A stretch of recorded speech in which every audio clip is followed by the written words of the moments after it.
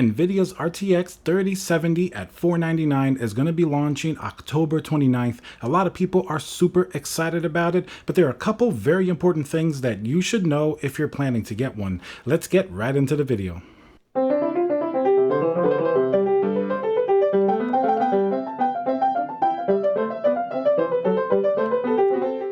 Hey guys, Tiago with Classical Technology here. Remember to smash that like button for the YouTube algorithm, makes me happy. Remember to subscribe, hit that notification bell, leave a comment below. Are you looking to get the RTX 3070?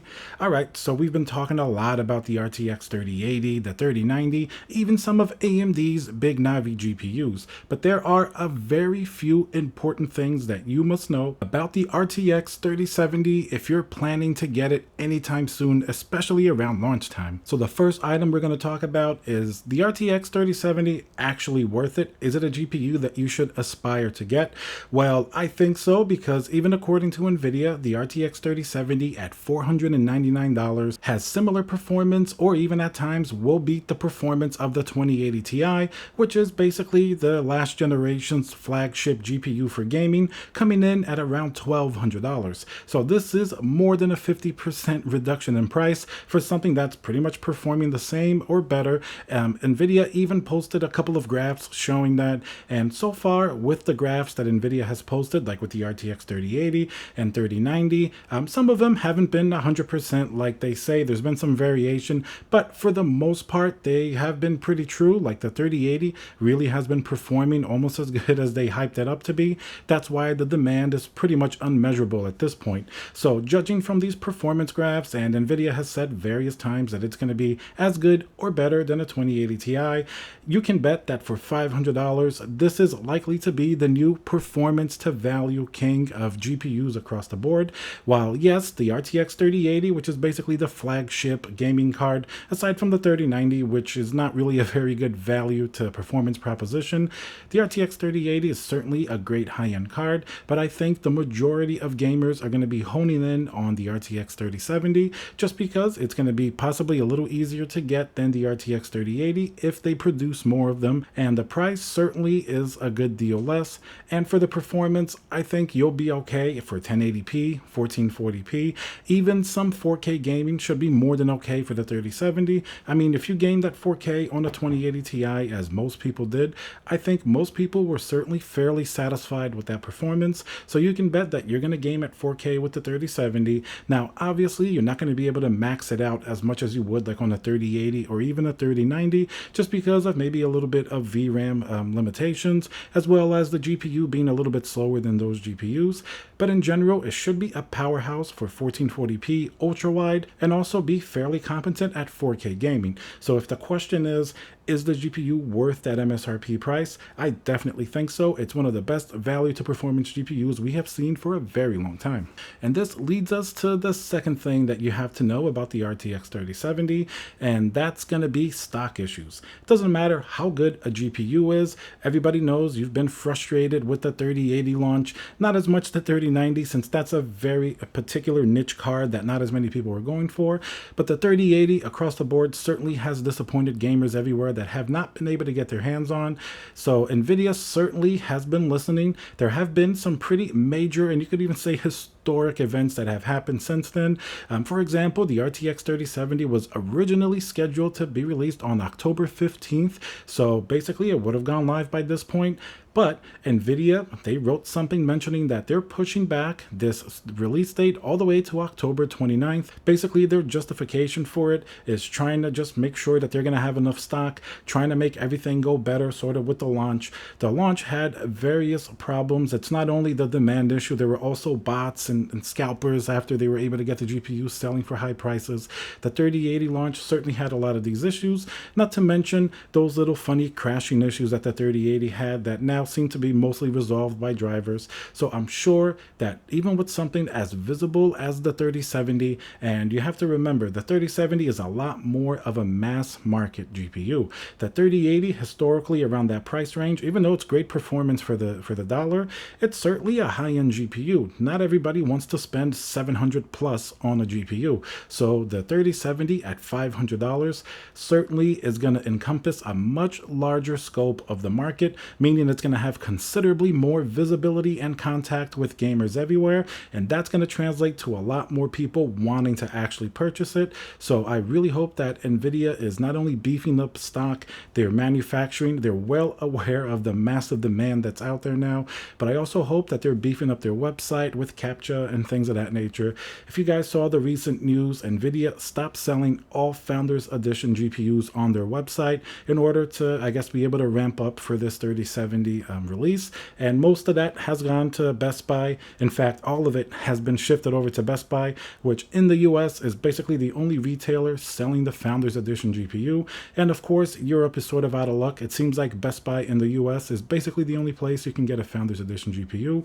Now, of course, other retailers are selling third-party GPUs like from Asus and EVGA, but the Founders Edition certainly remains exclusive to Best Buy, which is actually kind of a big deal, I think, because this generation, the Founders Edition and the cooler, it's actually a very unique design that I think a lot of people would be very happy with.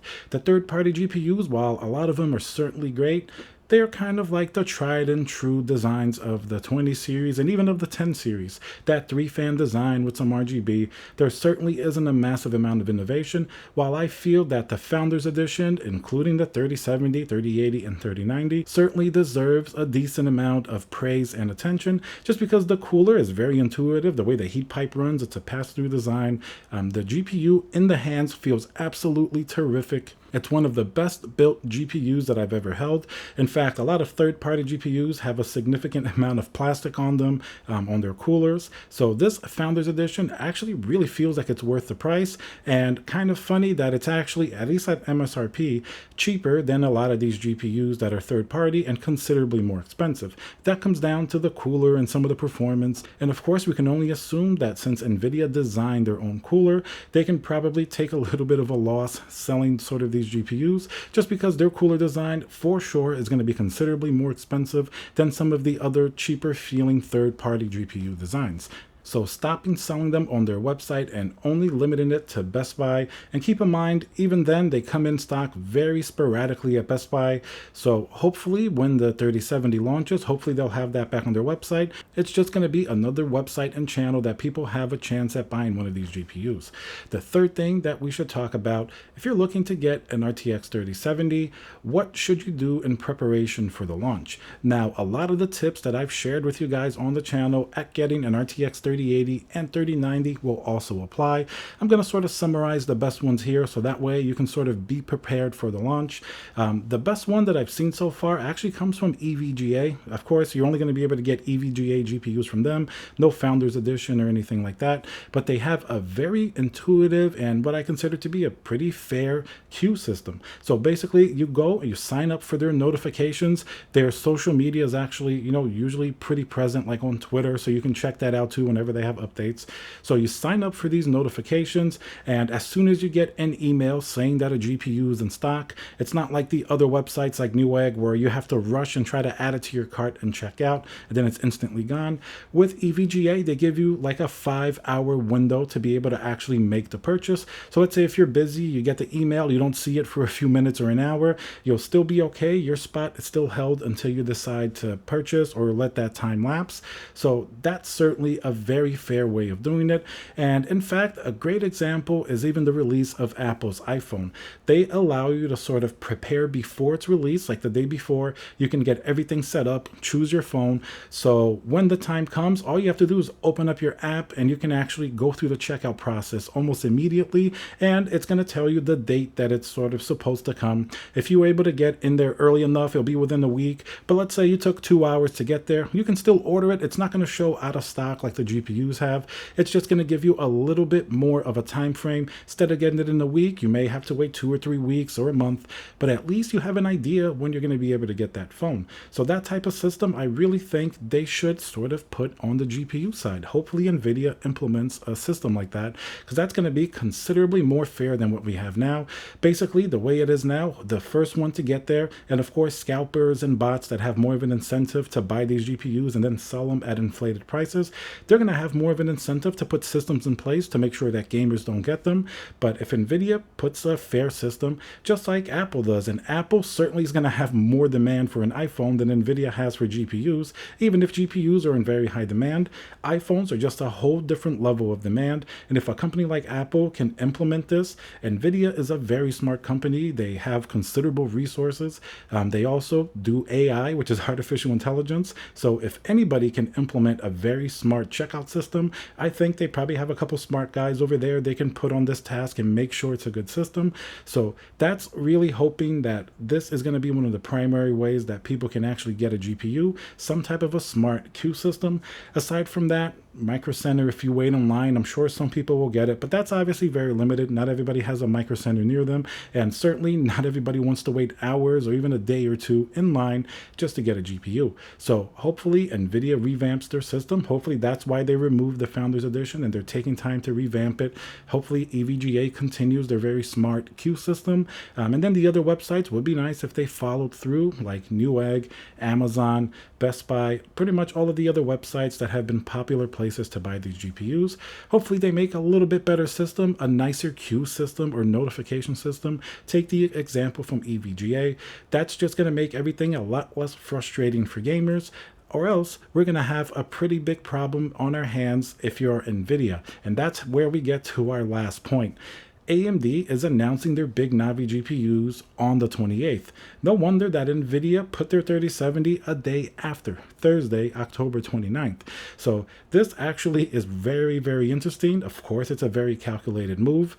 We're going to have to see what happens. First, it's going to come down to stock. If AMD actually has enough stock of their GPUs and they're performing, as we've seen on some benchmarks, anywhere close to the 3080 and 3070, I think we could have a very heated season for competition. And at least the good news here of being October 29th for the release of the 3070, you'll actually be able to see what AMD announces the day before, so that way you can make a better decision. I still don't think it's going to keep people from buying the 3070 that have their sights set on them, especially if they can somehow manage and get stock, if the queue system is more intelligent.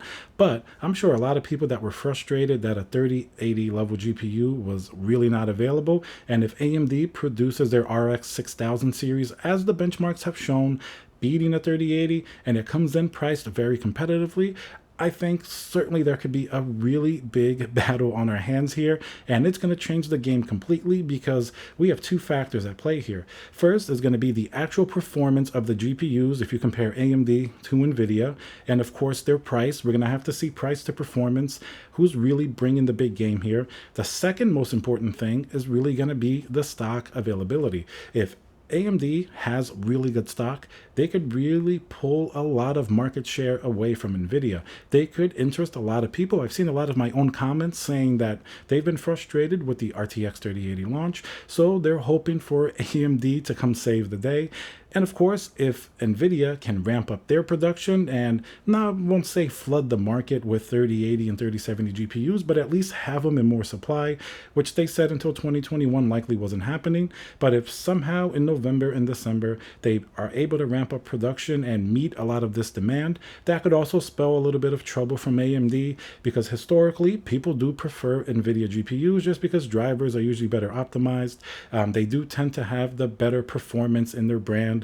But that has been up to this point. So AMD could completely change the game. I mean, they did it with Intel. Who would have thought that AMD is the gaming king on the market now? Intel is pretty much playing second fiddle. So they could possibly do the same thing with Nvidia. So we will certainly monitor these two very important factors. First is the price to performance. Who's performing the best for the price? And second is going to be stock availability. And of course, there are some other considerations as well, like driver optimizations. It doesn't matter if something is in stock and priced well, if it's crashing all the time. So hopefully, especially AMD, they can really ramp up their driver team, making sure everything's good. And of course, Nvidia has had some issues. Remember the 3080 a few weeks ago, some were crashing, but they were very quick to address that issue. So that's something that people really like Nvidia for. They didn't take that much longer than like a week to address the issues, and pretty much everything seems to be resolved. So hopefully AMD can have good drivers as well, aside from the good GPU as well as good stock. So all in all, if you're looking for an RTX 3070, a lot to consider. There's a lot to think about going into the launch. We're getting very close, and pretty soon a lot of these questions certainly will be answered. Alright guys, I hope you enjoyed this video. Leave a comment down below. Want to know what you think about the 3070 launch? Are you team AMD now? You're going to wait until you see the actual benchmarks? Remember to subscribe, smash that like button, and I'll see you guys on the next video.